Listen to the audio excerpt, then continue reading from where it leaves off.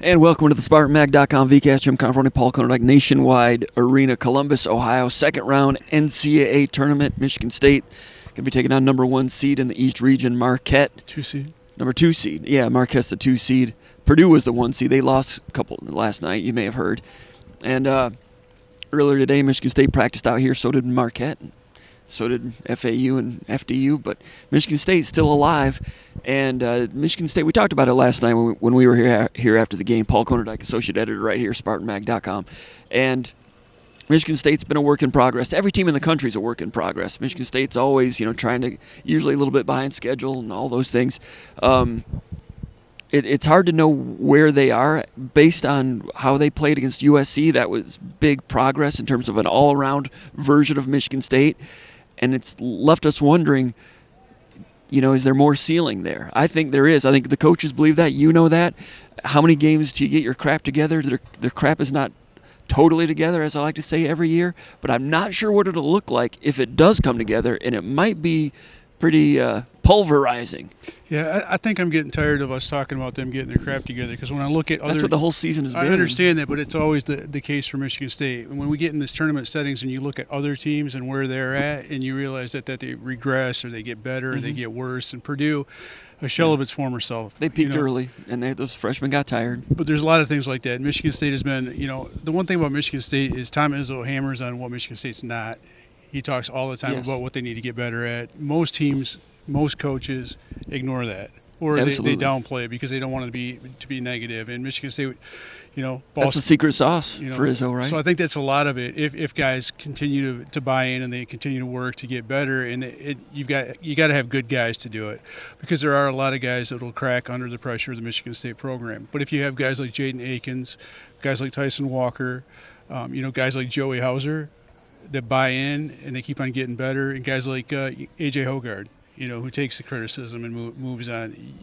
You keep on making incremental progress. And, looking at a lot of these teams and watching a lot of these teams in person and on TV, you see a lot of teams that were ranked very highly or highly thought of taking, steps backwards. And then you see other teams that are coming on. Michigan State's an ascendant team right now. Mm-hmm. That doesn't mean they're going to beat Marquette, because Marquette's terrific. Mm-hmm.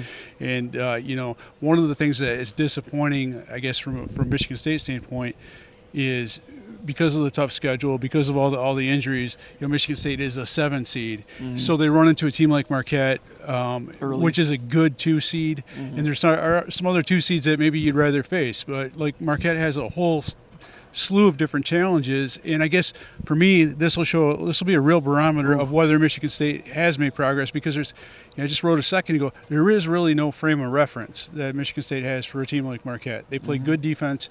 They run good offense. There's hurdles for Michigan State that they have to overcome on both offense and defense. This is a team that will turn you over quite a bit. Michigan State hasn't faced a team like that. So there's the hurdle there. On offense, they've got good spacing. They've got a great point guard, and they've got multiple shooting threats.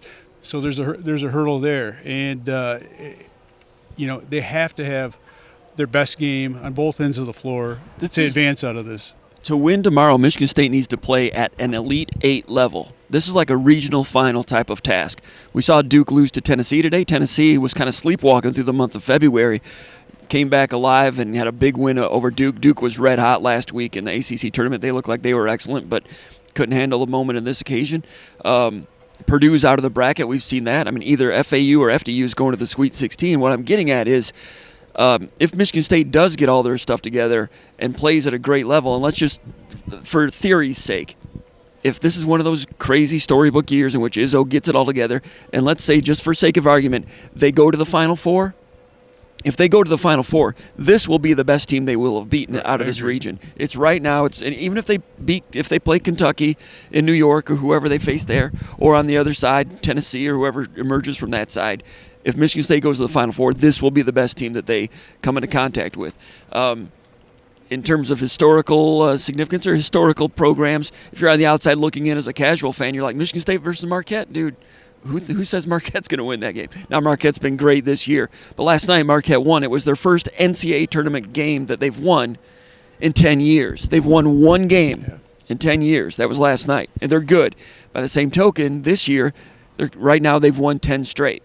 They're 15-1 in their last 16. they have had their stuff together for a long time, and they are excellent, and they're well-rounded, and they've got the best point guard in the country. Tyler Kolek, I think I might have mentioned this the other day did I mention it last night about the Skiles thing, how he gets into people with a medium range? He has that, and he's got great vision, throws a pocket pass with great vision, shoots it really well at 39%. He's 6'3", he's got some toughness to him. Wojcik in his interview with you talks about how he wants to use his right shoulder and get by you with his left-handed dribble. He's left-handed. Cam Jones is left-handed. They've got a lot of left-handed guards, which is unique. It's a long list of excellent role players. And Wojcik talked to you about Joplin a little bit. A guy that comes off the bench with a lot of strength at 6'7", 40% from three-point range. And the backcourt with Kolek and Jones, those two guards, they both have point guard skill. They're both killers. They're both immensely talented and skillful. 6'4" and 6'3". We've been watching watching Michigan State all year, Hogard and Tyson Walker, knowing that they're one of the better point guard or backcourt tandems in the country, potentially, and on most nights they certainly are.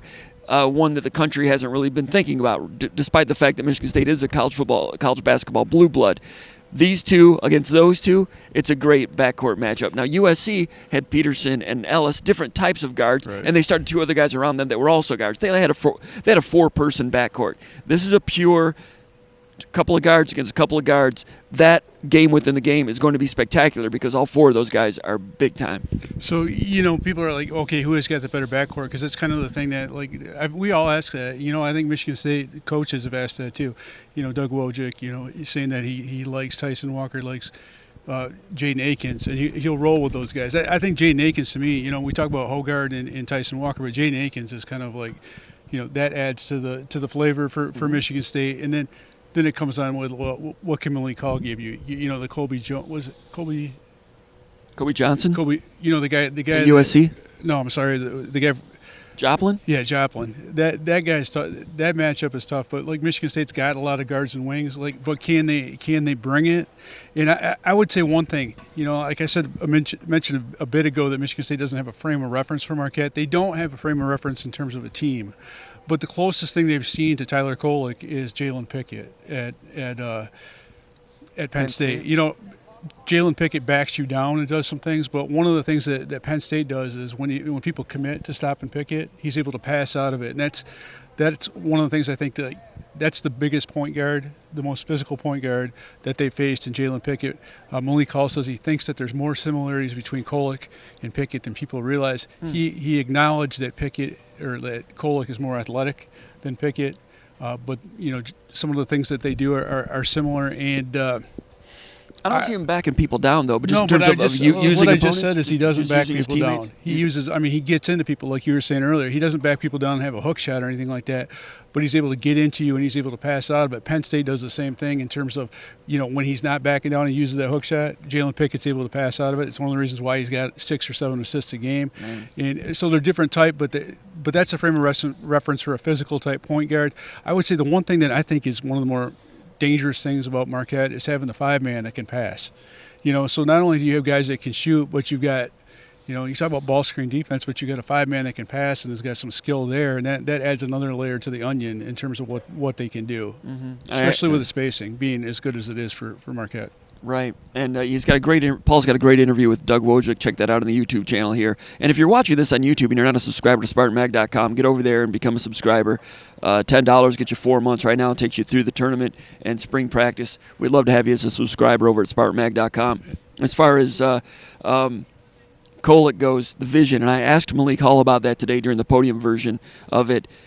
For the big men, when you're playing defense, for Malik Hall, whether he's the guard in a 3 or a 4, you have to stay on your man for a long time. There, you kind of want to help on Kolek if he's driving, but he's so good, very good at driving, getting a half step on you, and finding a teammate on the fly with a pocket pass. So, if you get back cut just for a second, he's delivering the ball, and he's making all these guys better. He's a terrific first team All-American, terrific big-time point guard. And he got hurt last night or hurt his non-shooting wrist or something. Cam Jones came in at 6'4" and just delivered TKO blows with some high skill level, Glassers, and hitting a couple 3-pointers. Those two are excellent. Michigan State's are excellent. Now, Michigan State, Hoggard and Walker are very, very good defensive players. Kolik's a smart defensive player. Against UConn, he would drop off and guard a power forward and let the other guys guard some of the best players. So it's going to be interesting to see. They may not match up directly, purely one on another, because Marquette's got a guy named Stevie Mitchell. He's a guard, lockdown guard defender, kind of that, Travis Walton, glove defender type of guy. And then Omax Prosper, we talked about him way back on Selection Sunday when we were at the Breslin Center. I was talking about him, having watched him that weekend. 6'7", 220. He's 6'8", 230. 6'8", 230, and I wouldn't be surprised if they put him like on Walker or Hoggard. Now, he's built and strong and athletic like a Brandon Dawson. He's a little more awkward and all over the place, but he gets it done. Yeah.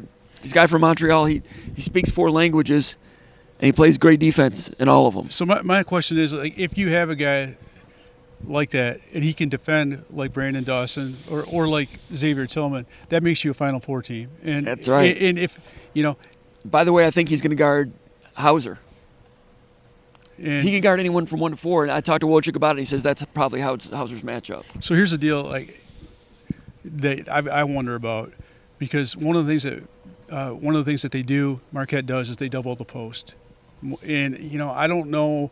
There's been some teams that double the post against Michigan State because that's what they do, even though like you wouldn't have what you consider a traditional post back to the basket score. And I know that people say, well, Jackson Kohler can do that a little bit. This is not his game. He's not a good ball screen defender. This is, I would be shocked to see him play a lot of minutes. This is a Carson Cooper, Mady Sissoko game.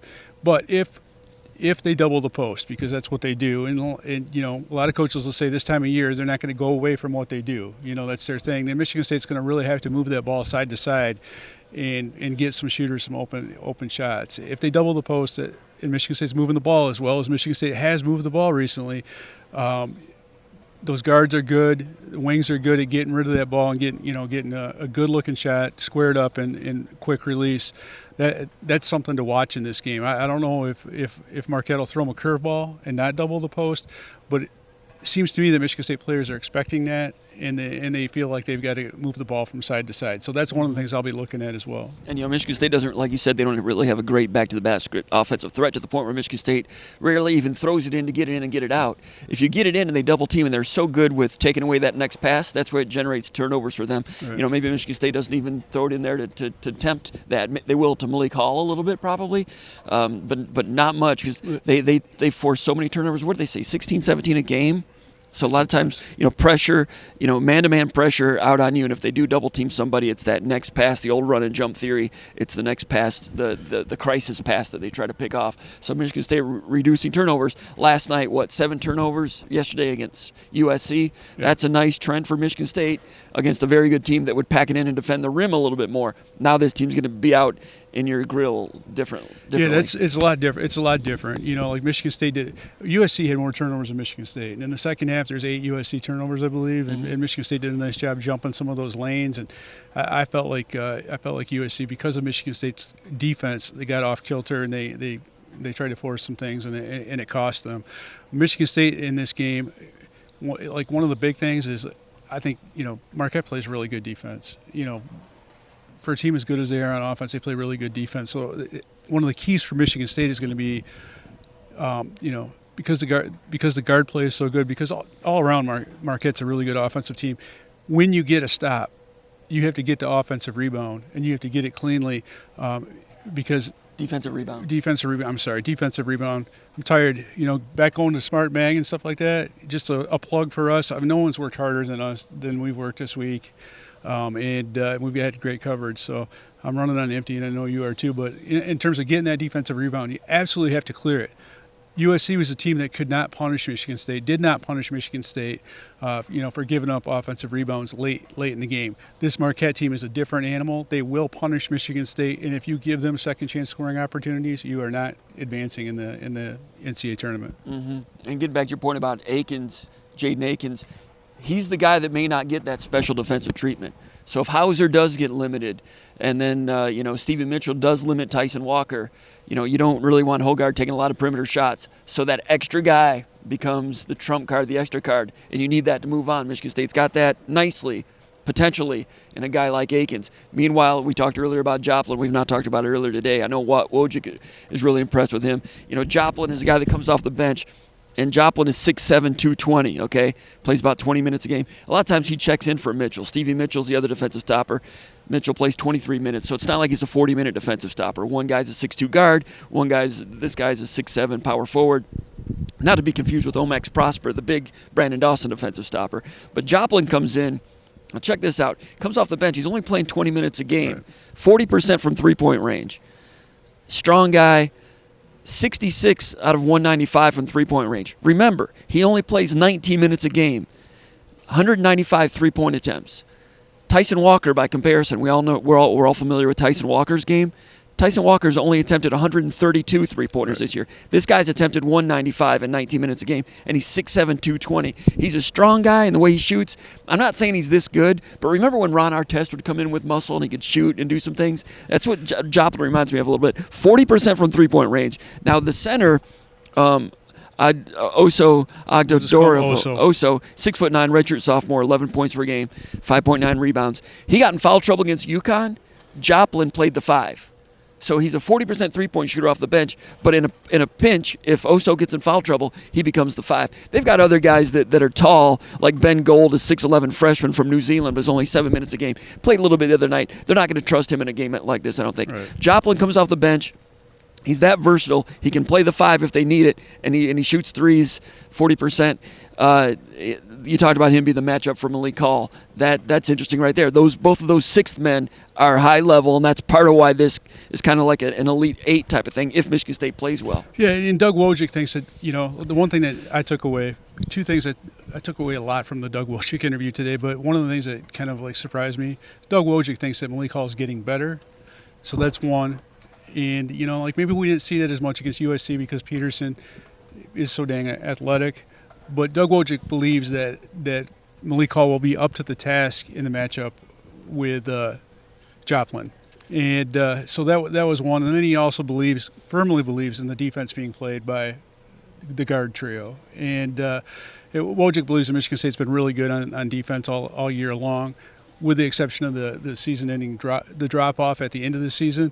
But he believes that now that Michigan State's out of conference, that these guys are dialed in and focused, that defense is coming to the forefront. Now, we saw that against USC. Those guys are good. Peterson and Boogie Ellis are good. Boogie Ellis is one of the best scorers in the country. So I don't want to downplay what Michigan State does on defense because I think they're really good.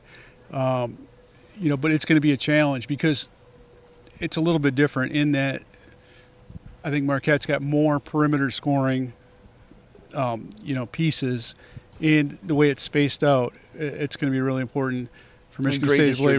And Michigan State's got to play really well on their primary guys, and they've got to hope that some other guys miss. Just like on the flip side, if Michigan State takes care of the ball, Marquette has to hope that guys like Jaden Akins misses because they're going to be trying to stop Tyson Walker and Joey Hauser.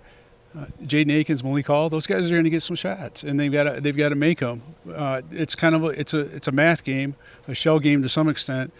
You got to figure out who your primary guys are going to cover, and you got to live with the results of anything else. I think in the first half against USC, Boogie Ellis did a really nice job of being an assist guy, a distributor, getting the ball to some of his teammates for open shots. Michigan State did a better job of shutting that down. But if Michigan State, as good as Marquette is on defense, I thought USC was phenomenal on defense, and that Michigan State goes in there and puts a hole in them in 2-point defense. Mm-hmm. I did not see that coming. Right. I felt like Michigan State had to hit 3-pointers in this game. So in that game, but we're still learning about Michigan State. Right. Things can happen. They change every week with this team. But I think sometimes we chronically underestimate them this time of year. Going back to my earlier point, I didn't mean to tell you that I didn't mean to be negative or snarky about not getting your crap together stuff. But, again, we're constantly reminded about what the flaws are with every single player on this team. And then when it comes this time of year, you realize that everybody else has flaws, and Michigan State has worked on theirs. And I think they've got a lot of guys playing really well right now. And they've got to play a complete game, though, when we haven't seen that yet. But it should be fun. I think this could be – you went back and you kind of remember – mentioned the Pittsburgh game the other night. The game in Denver, that was like one of the most high-level games that either of us have seen in the NCAA tournament. That was a phenomenal game. I could see this game being similar to that, but I could also see like Marquette, if Michigan State is unable to take care of the ball, if they have struggles with those turnovers early, and Marquette's hitting early, they could run out to a big lead in this game as well. I don't expect that. I expect Michigan State to be there with Marquette and this to be a close game. But if Michigan State can't handle that pressure and Marquette is hitting at a high level, then then it could be a problem. Marquette, they are one team that does have their crap together. And with Michigan State, I'm a victim of recency bias. Because their team has changed. I mean, it's been Dow Jones based on who's healthy and so forth. I was impressed when they lost to Iowa. I came out of that game more impressed with the first 38 minutes than the last minute and a half. I'm like, well, they lost, they blew that game, but that's not going to be replicated if Michigan State makes free throws. I don't know, but that was grab, basketball. It wasn't real basketball then, and they got outscored in that portion of it. But to be up by 13 at Iowa in late February, you got to play good basketball to do that. So, recency bias, whatever has come most recent, I thought they looked good coming out of that and looked good on senior day against Ohio State. And then, boom, they had the Ohio State game in the Big Ten tournament. So I have had trouble, as everybody has, of exactly what they are, although there are some people that left them for dead 3 weeks ago. Now, like we said at the beginning of the VCast here, I'm not sure what that A game looks like, and it might be spectacular. Let me tell you something else about, there's all those things, and Marquette is good, 15-1 in the last 16 games, Big East regular season champ, tournament champion, very good team. And then, like we said before Selection Sunday came out, somebody's going to draw Michigan State. If Michigan State wins a game, they're going to look at them on film and see Tom Izzo there and Tyson Walker and some of these things and say, wow, how the hell are we playing? No one. That's why I say when you don't want to draw Michigan State. Marquette might beat Michigan State. We'll have to wait and see. But Michigan State's got a big name, and that NCAA tournament is full of examples of blue bloods. Kansas has done it a bunch of times where they just kind of wade through there. They are what they are. Michigan State is that way, and Marquette is very good, but Michigan State might not win, but I guarantee they're going to out-prepare Marquette. And they've been out-preparing Marquette for the last 17 hours, I promise you. Might not show up on game day. Michigan State went and lost to North Carolina out in Winston-Salem when I kept tripping over that thing in the hotel room, and he laughed at me the whole time. I hated that hotel. At you. That's okay. I don't mind it. Back then, Michigan State beat Marquette in the first game. Not that it has anything to do with this. Second game, they're playing North Carolina, who's either a number 1 or 2 seed in Winston-Salem. And Michigan State out-coached North Carolina, out-maneuvered them, and still lost because North Carolina was great and deep. Michigan State had Drew Neitzel and not much else. But they just out-prepared them. It was clear. One-day prep, that's what Izzo's secret sauce has been over the years, and he gets better and better and better at it. He's got a staff of coaches right now that are into it and excited about that. He's got players that believe in it. They had a real good chance to beat a very good Duke team last year, up 5 with 5 minutes to go. The preparation, Michigan State is going to own that. If you're Marquette, you feel good about yourselves, kind of, but you have to think, damn, Izzo. Tony Bennett mentioned it when Virginia drew Michigan State. Virginia had a great team, and he revealed that summer. He's like, it came up, and we're like, damn, Izzo, believe it, it's a thing. And there's a guy who's an assistant coach at Florida. He's on podcast now, Field of 68 podcast. He's one of the rotating hosts, and he's very good. Former assistant coach at Florida. He mentioned a couple of weeks ago that in 2012, when Michigan State played Louisville in the round of 16, when Michigan State was leaving Columbus, tornado, and they were late, and it was a Sunday, Thursday, Draymond Green's senior year, Michigan State won the Big Ten tournament, Brandon Dawson was injured, they go out there, he's scouting the game, Michigan State versus Louisville, and he said all the Florida coaches were like, come on, Louisville. We don't want to play Michigan State. We'll be up till 5 a.m. with all the crap they run on offense. That's an assistant coach at Florida back then in the Sweet 16, not wanting to play Michigan State. It's a thing. It's a factor, and that's why you don't close the door on Michigan State ever in March. I'll give you another one. Jim Calhoun and UConn in 2009 when they played. When they played in the Final Four. Now that was the first game. Michigan State made it to the finals, but Calhoun said at that time, like, there's only so much you can do to prepare your team for all the sets they're going to run. So you're just like, oh, we got to go on principles because Michigan State's going to run a lot. But in terms of the timing of this, Michigan State played that early game. The players as soon as they get back to the hotel, they've got the scouting report on everybody. They start preparation, and they feel comfortable. I mean, all the advanced scouting has been done on these guys.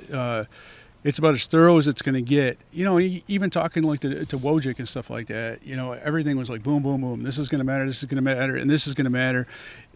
I can tell you, there's been so many times we've covered NCAA tournament games, these short turnaround situations. You talk to Michigan State players about certain matchups, and they can reel off whatever you want to hear. And you talk to other players from the other teams. If you go into those locker rooms, those guys are like, yeah, I hear this guy's pretty good, or I hear that guy's pretty good. Michigan State will know that those guards left-handed, what they want to do. Now, you still have to stop them, and all that. But the fact that Michigan State's got the knowledge aspect, that's going to help, and it typically does. And then in this environment, there's going to be a lot of Marquette fans here, but it's going to be a really big pro Michigan State, audience. It's a great opportunity for Michigan State players. And you mentioned the Duke game last year. That's Krzyzewski's farewell song. He's riding out into the sunset. Michigan State played really good in that game. They've been in a lot of big games, and I look at even that first game against USC. I felt Michigan State got taxed in that, and they got pushed, and they fought through some adversity. Against Davidson? No, last year? in this game, like that Davidson game was another one. They got pushed and whatnot. But this game against USC, they got pushed. They faced adversity. They pushed through it.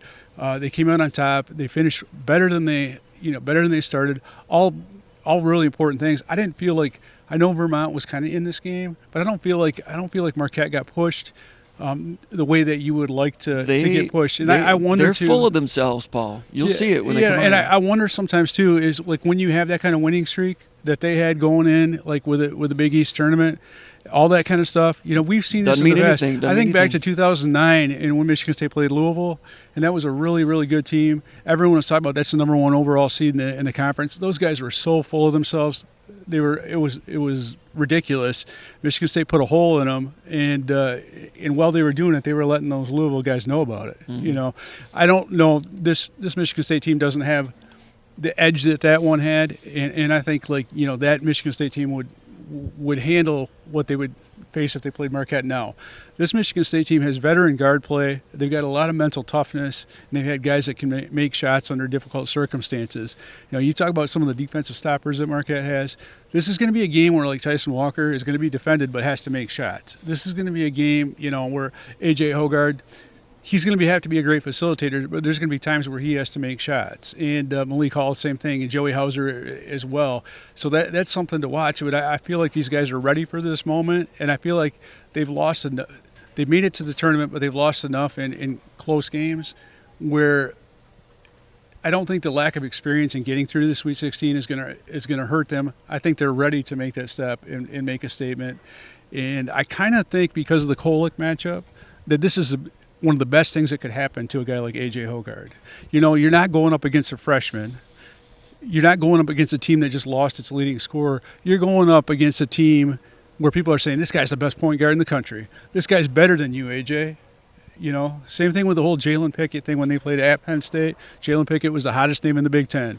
Hoggard, can you stop him? Can you defend him? And he did. I'm not saying he's necessarily going to do that, but I'd much rather see A.J. Hoggard come in a humble situation where he's not being told how great he is and have to play up to his level of competition than play down to it. I agree. And I mentioned that that they're 10-0 and 15-1, and that's great. That tells you what they've been, but that doesn't mean a thing when the ball's tipped off here. They got 40 minutes, Marquette does, to prove they're the better team, and we'll see if they can do it.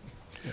All right, anything else, Paul? It's been a lot of fun down here in Columbus. Thanks for checking in on us. Hey, I was looking on SeatGeek the other day. You can get in here for like $35, $40, sit in the upper deck. So if you're in East Lansing, it's a 4-hour drive, $40. The game will be over at 8:30. Get home by midnight. Come on down. It's gonna be a big one. Yeah, 5-hour drive from Grand Rapids. And this is a great. I gotta say, this is a great place to watch a basketball game. I really enjoyed it. This place was an electric environment the other night. For the FDU game, obviously, but it's a good environment, and it feels like I don't know, just a cozier environment than maybe some of the cavernous places that we've been to. Some arenas feel like NBA. This doesn't feel like NBA, and I mean NBA like in a negative thing. It just sometimes NBA is just a little too glitzy but this is it's an NHL arena, but it's And the concourse last night just had it's cozy. It had a march feel to it. Yeah, it's good. The architects that did this arena did a really nice job. A little different. All right. He's Paul Konyndyk, Jim Comparoni, SpartanMag.com. This is the VCast from Columbus. Thanks for checking in. We'll be covering it tomorrow. Come on down, see us. It's going to be interesting. We'll see what Michigan State can do. You've been watching the VCast, SpartanMag.com.